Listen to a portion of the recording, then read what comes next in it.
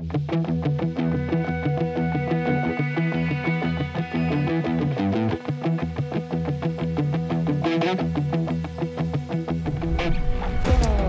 excited to cover a health topic today.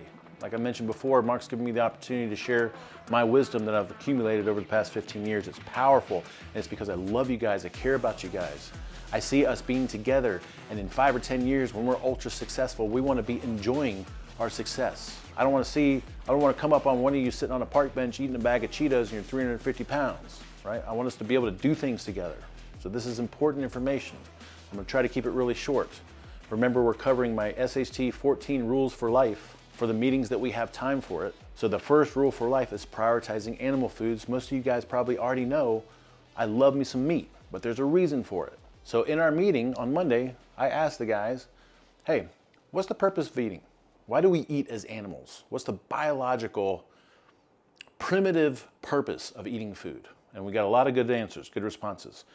What we boiled it down to is we're eating food to get energy, and that's absolutely true. Every time we eat, we're going to get some energy from the food that we eat. Now, over time, we also want to learn how to teach the body to create its own energy internally, endogenously, because then it has a lot of flexibility and power. When I'm not dependent on eating for energy and my body can make its own energy in a lot of different ways, I have metabolic flexibility and I have a lot of freedom. But the other thing that we uncovered is that we eat food. The reason that we eat food is to give the body nourishment, to give the body nutrients, because the body then uses those nutrients for structure, form, which is this body, and function. So everything that happens inside the body, my digestive processes, my thinking, you wouldn't think that thinking requires nutrients, but it does.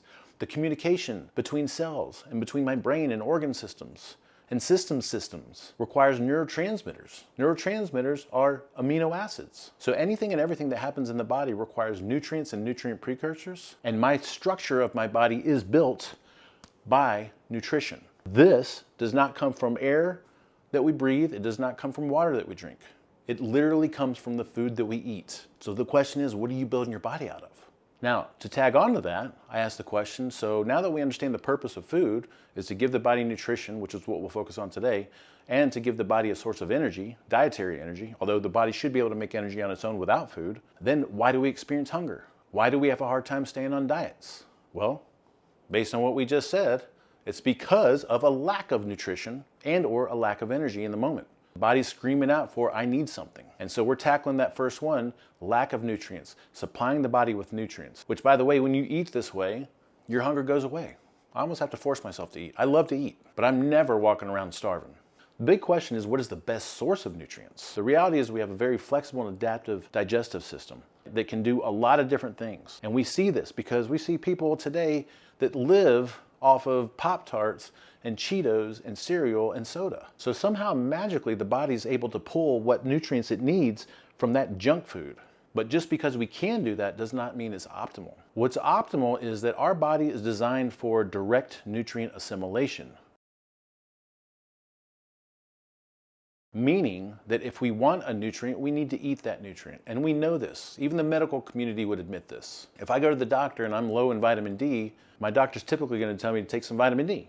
Right? Now, if he was a smart doctor, he'd say, get your ass out in the sun.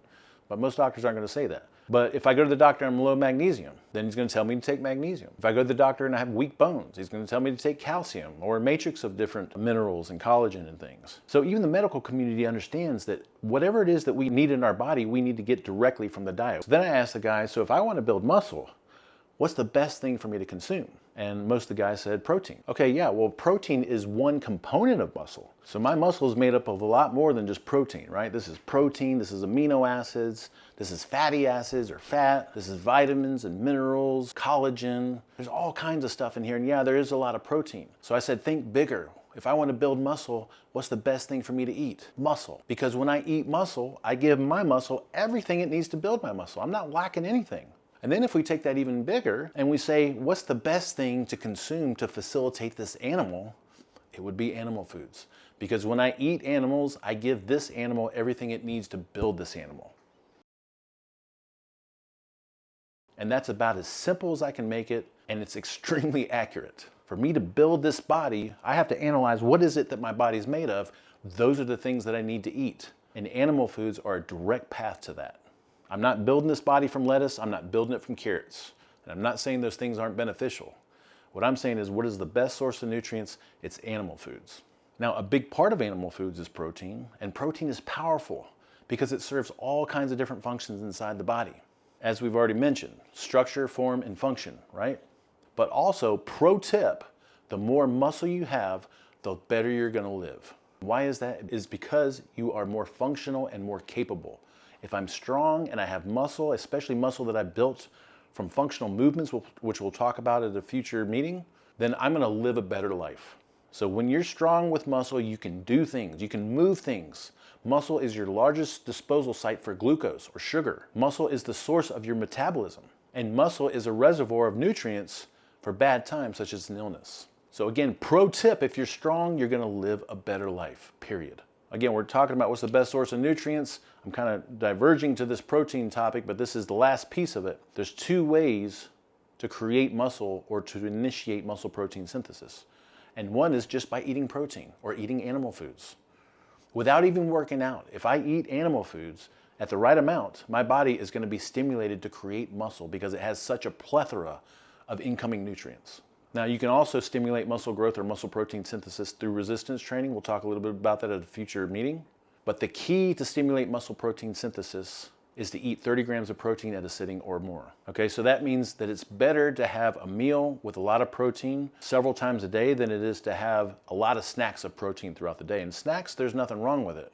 But to stimulate muscle protein synthesis and to stimulate muscle growth and to hang on to the muscle that we have, we want boluses of protein in our main meals. So tying that all together, here's what you can do. Number one, embrace animal foods because they're so good for you. And we've been told our whole lives that they're bad for you and they cause cancer and they're bad for the planet and cause heart disease. And it's the opposite. I'm telling you right now, 15 years of experience working with a lot of different people, this is the biggest missing link. Embrace animal food. I would recommend prioritizing animal foods at your main meal. So when you're planning your meal, right, even if you're just on the go planning breakfast, you need to think to yourself, what's my protein source? And how do I get that 30 grams of protein? And then you can have any kind of fillers that you want around that. You can have fruit, you can have salad, you can have bread, carbs, because we're not talking about things to avoid just yet.